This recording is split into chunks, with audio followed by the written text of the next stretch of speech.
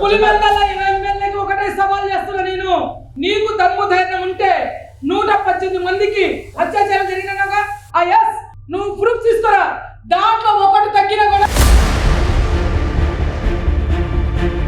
సిగ్గులని వాళ్ళు ఏం మాట్లాడుతున్నారు మీరు? ఆ రోజు మాట్లాడుతుంటే సీఎం గా కూర్చొని ఐటీడీపీ పేరుతో కొన్ని వేల మందిని తీసుకొని వైఎస్ఆర్సీపీ పార్టీ శ్రేణుల మీద నిజంగా ఐటీడీపీ వాళ్ళు చేశారంటే దానికి కూడా ఒక జన్మించిన తల్లి రాజశేఖర రెడ్డికి పుట్టిందా లేదా షర్మిల అని అడిగిన వాడు చెల్లి గురించి చీర గురించి కూడా కామెంట్ చేసిన అన్న సైకో జగన్మోహన్ రెడ్డి.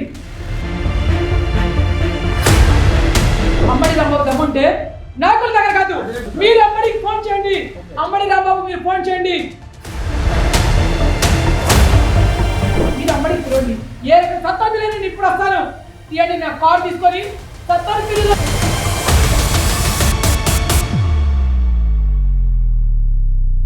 11 సీట్లు ఉన్నాడికి ప్రతిపక్షం హోదేస్తారా? అరే బచ్చా, నిజంగా ఈ మెంటరోడ్ గురించి మాట్లాడతాను, పోతాని గురించి, పనికిరాని పోతాని గురించి ప్రశ్నిస్తే చెట్టు ఇట్లా ఎగిరించుకుంటా నువ్వు మాట్లాడుతున్నావు ఏంటో సన్నాసి.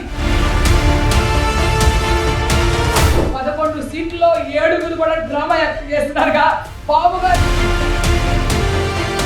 ఈ పార్టీ ఎమ్మెల్యే కూడా మహిళల మీద లైంగిక దాడులు 2,000 పెన్షన్ చంద్రబాబు నాయుడు ఇస్తుంటే 3,000 పెన్షన్ నేను ఇస్తానన్నాడు. మాట తప్పిన సన్నాసి. కేసులు మీద నమోదయ్యాయి, చాలా ఇబ్బంది పడ్డారు. ఈ 5 నెలల కాలంలో గుడివాడ గుట్కా నానిగాడు, పవన్ కళ్యాణ్ కూతుర్లు 13 సంవత్సరాలు ఆడబిడ్డారు. ఆ పసిపిల్ల గురించి ఏ కామెంట్ చేసినట్టే ఆ బోరుగొట్ట దరిద్రుడు అనిల్ గాడు. నారా లోకేష్ గారు రాష్ట్రంలో పర్యటించారు. ఎవరి మీద ఎక్కువ కేసులు ఉంటే వాళ్ళకి అంత పదవి ఉన్నారు. మీరు 32 కేసులు మీ మీద నమోదయ్యారు.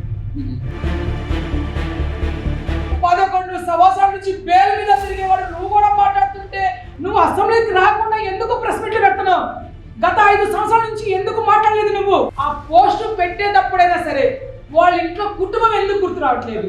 తల్లికి చెల్లికి గౌరవం ఇవ్వలేని వాడు బయట ఆడవాళ్ళకి ఏ రకంగా గౌరవం ఇస్తాడు? వరదలు చూస్తానికి వెళ్ళేటప్పుడు గ్రీన్ మ్యాట్ వేసుకున్న సైకో 420 ముఖ్యమంత్రి లాంటి నాయకుడు మా చంద్రబాబు నాయుడు కాదు. రాబోయే రోజుల్లో నీ పార్టీ భూసాపమైంది, నీ పార్టీ జెండా కూడా ఉండదు.